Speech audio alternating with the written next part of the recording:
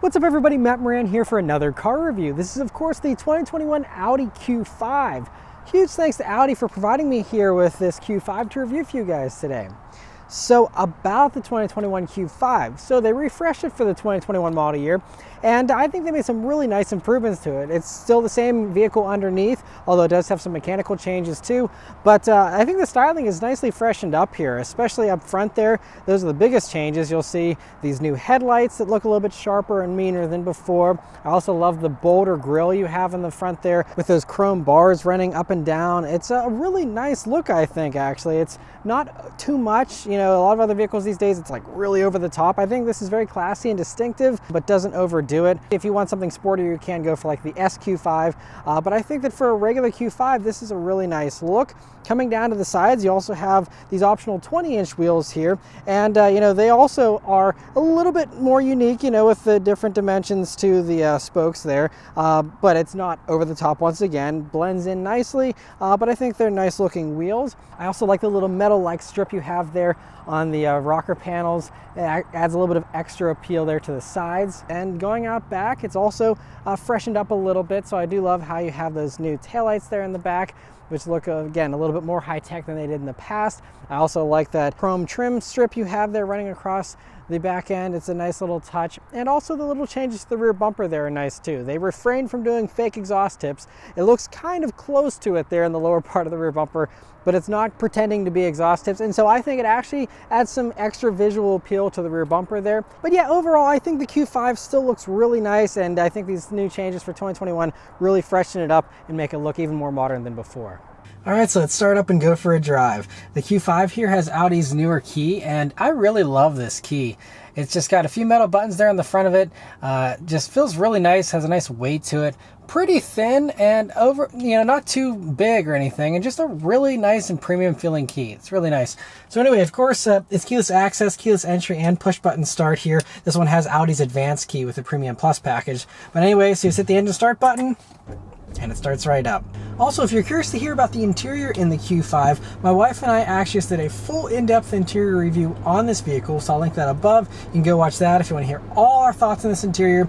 But overall, Audi really knows how to nail a premium feeling interior. Every button, every switch, every material feels premium and expensive and feels well worth this car's $53,000 price tag and then some, honestly. It's just a very, very nice place to be. All right, so setting off here in the 2021 Q5. So, first thing you probably notice is just how everything has a nice resistance and weight to it. It again adds into that expensive feeling vibe you just get from this vehicle in general. It's just really great. I mean, the doors have a solid thunk. Even the shifter, when you move it into position, has a really nice and satisfying weighty click to it.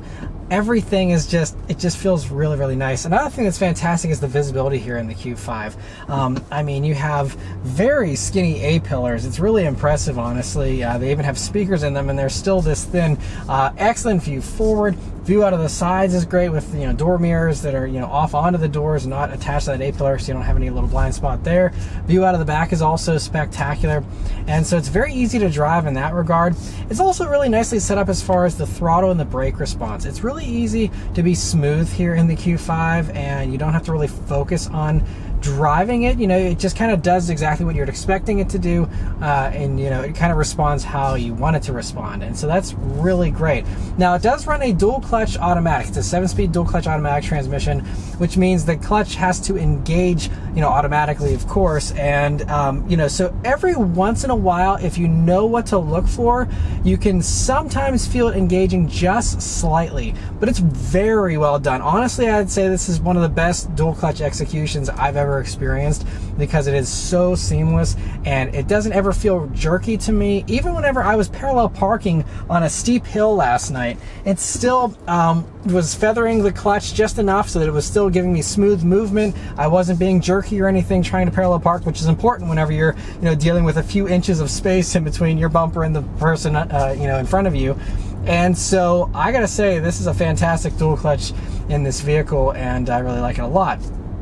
Other things here though, you know, it just is a nice solid driving experience as well. Everything again goes back to that weighty feel. You have a weighty feel to this, the way this rides. It feels like you're rolling around in a bank vault or something. It's just very sturdy feeling, very quiet as well. I mean, honestly, I'm talking at my normal volume and I feel like I'm talking too loudly because it's just so quiet in here. I could even, you know, be whispering and you can hear me just fine. The ride is also nice and smooth here, as you would expect. Now we have these 20-inch wheels, which will probably stiffen up the ride a tiny bit over what you get on the 19s. Of course, if you go up to either the plug-in hybrid version, that you can get an air suspension in that one, and the SQ5 does have adaptive dampers. You don't have any kind of special dampers here in the regular Q5s. It's not available. This is the regular 45 version, by the way. The plug-in hybrid one, it's called the 55. This is just the regular 45. And but yeah, so we do have drive modes here though in this version of the Q5. So we'll go ahead and put it up into this dynamic mode, which is the sportiest mode here. And let's turn down onto this back road and see how it does. Also put the transmission into its sport mode, so that's all ready to go. And here we go. Wow, really not much lag. It kind of engaged right away and pulls nicely. This thing scoots pretty well. Plenty good enough performance for a vehicle in this segment. Really strong, actually. And compared to the pre-refresh Q5, it's a little bit more powerful as well. I think it picks up about 9 more horsepower. So you have 261 horsepower, 273 pound-feet of torque, and it runs this 2-liter turbocharged 4-cylinder engine. And like I said, runs through this 7-speed dual clutch to the Quattro all-wheel drive system. And so, of course, it always puts power down very well. The Quattro all-wheel drive is one of the best all-wheel drive systems out there. And yeah, so I mean, you know, it's all very seamless and sure-footed, of course, and just feels really good and strong. 0 to 60 is about 5.5 seconds now, with a slight little bump in power here. You know, I will say that every once in a while, you know, if I'm like, I'm waiting a beat longer than I would like for a downshift in dynamic mode. I wish it was a little more reactive, but I mean, again, we're talking about a regular Q5 here, so I'm not going to dissect this like it's, you know, it should feel like a sports car, because it, you know, it's not. But you know, that's my only little nitpick. Otherwise, feels really good and responsive. And just for kicks, since this is a dual clutch, we'll even try out the manual shifting here. Wow, that downshift was immediate. Wow, yeah, the shifts are really snappy.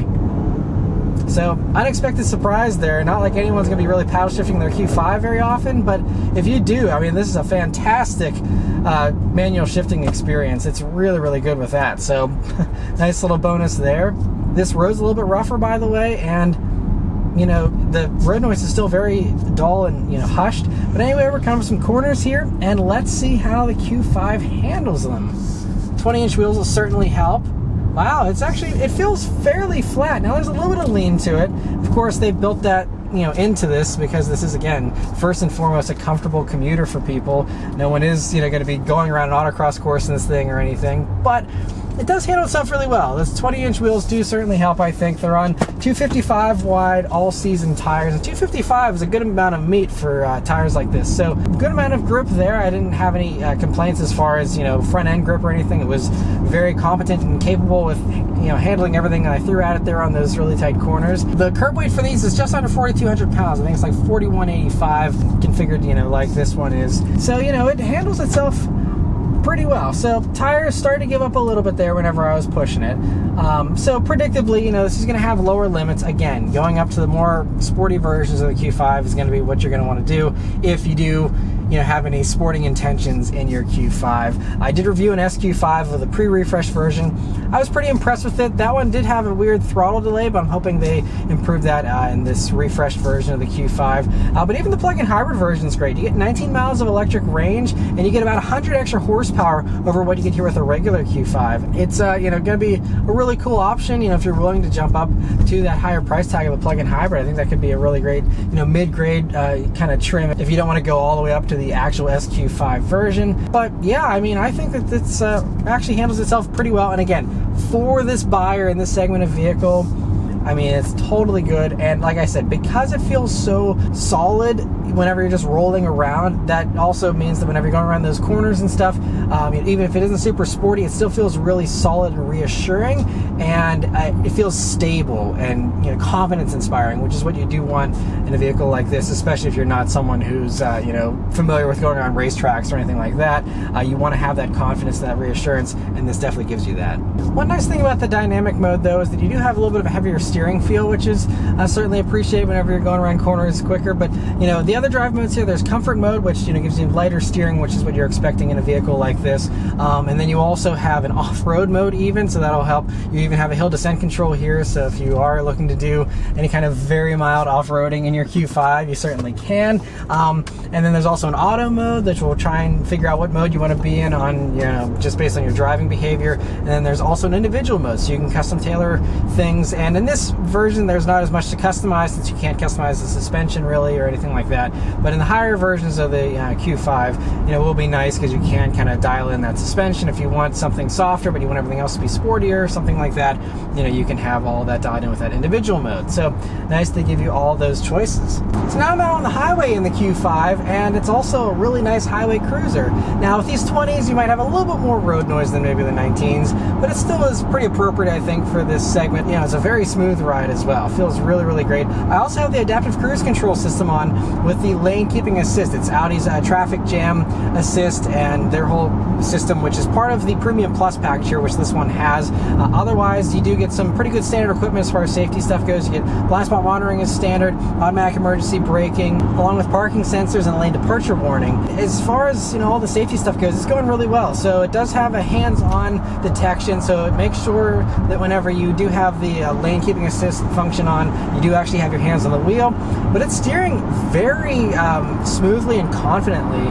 So I'm just kind of letting my hands hover a bit and letting it do all the steering for me here for the most part. And it's not really ping-ponging. It's just very reassuring, which is good, because a lot of other systems, especially the non-luxury brands, some of them aren't quite as confident, and you'll be swaying a little bit back and forth or something, or it'll give you some doubts as far as it picking up the road lines, things like that. This, so far, it's been flawless. I will be doing a good bit more highway driving later in the week, so I will continue to test out that adaptive cruise control system and the lane keeping assist and see how it works. But the one other thing I want to add that I really like about it is that all the controls are on a stock, and they're not on the steering wheel, which is really rare these days. Every other wheel, they just put it all on the steering wheel, and I like that Audi has put it on the stock still, just like I used to have back in the day, because it means you don't have 5,000 buttons on this steering wheel. The only weird thing, though, is that you don't have the same stock control for the lane keeping assist. That's a separate button that's on the turn signal stock instead. So a little bit of an interesting touch there, but I mean, once you know where everything's at, it's totally fine. Just, it's 1 inch away from the other stock and not a big deal. But yeah, so anyway, thanks to Audi, I'm going to have the Q5 here for the next week. So I'm going to be driving all over the place, and then I'll come back and give you guys my final real-world fuel economy, as well as my thoughts on the pricing, its competitors, and anything else I noticed during my week of driving. Alright, so I've been driving the Q5 here for a week now, and I've put about 130 miles on it here during my week of driving, and I've really enjoyed it. This is just such a polished car. It just feels so nice. The only thing that every once in a while I do feel the dual clutch. It's not perfect. I still wish it was a regular torque converter automatic for the maximum amount of smoothness, but I think the dual clutch probably helps a little bit with fuel economy, and that's probably the main reason why they go for it. But anyway, I had no real complaints with it. Other things that I was really impressed by were that the wireless Apple CarPlay worked every single time, and that's not a guarantee with a lot of other vehicles that are implementing this new wireless technology for CarPlay. And so I mean, it worked. There was never an issue with connecting it. There was never an issue with lagginess. It just worked. And so I was really impressed that it, worked as well as it did, honestly. So that was another thing that was great. One thing that wasn't great here, though, in my week with the Q5 is the adaptive cruise control system and the lane keeping assist system in particular. So, I actually did do a good bit more highway driving in this vehicle than I usually do. I'd say maybe 40, almost 50% of my driving was on the highway. And so I got a lot of time to test out that lane keeping system. And You know, a lot of the times it did work very well, but whenever it encountered some tighter corners, there was actually a section of kind of like S-bends on the highway where it just lost track of the lanes, and it didn't even notify me that it lost track of the lanes, which is okay if you have a head-up display, but since this one doesn't, the only way that I knew that was because I looked down into the gauge cluster here, and the little light wasn't illuminated green. So you really have to watch that like a hawk, especially if you're going to let your guard down and let the car do more of the steering for you with that lane keeping assist, because if you're not paying attention and you assume it's going to steer for you and it doesn't, you know, it could be bad. So, you know, that's one thing. I don't like a million dings or beeps in a car either, but I just wish there was a better way to notify the driver, maybe a vibration on the steering wheel or something to let them know, hey, you're not getting your lane keeping assist anymore, and, you know, just give you a little bit of a warning so you know you need to like do more active steering. Now that's why this is a hands-on system still, and you need to be still steering yourself, but the whole point of these systems is to help you relax a little bit and let the car do some of those micro adjustments for you on the highway. And you know, you just can't really let your guard down 100% with this system, unfortunately. Now the rest of the adaptive cruise system worked very well. You know, it was very smooth with braking, and whenever it approached traffic, you know, it was really good with inching up, as best as these systems can be. Now they still leave, you know, a large gap for people to cut in and stuff, just because in order to have enough room to safely brake in time before you hit something, you have to have more of a gap. But most people just don't drive that safely, and so that's why, you know, the system is just a little more cautious than most drivers, and so that's just something you have to get used to. But that's with any adaptive cruise system with any company. They all do that because they just have to be safe.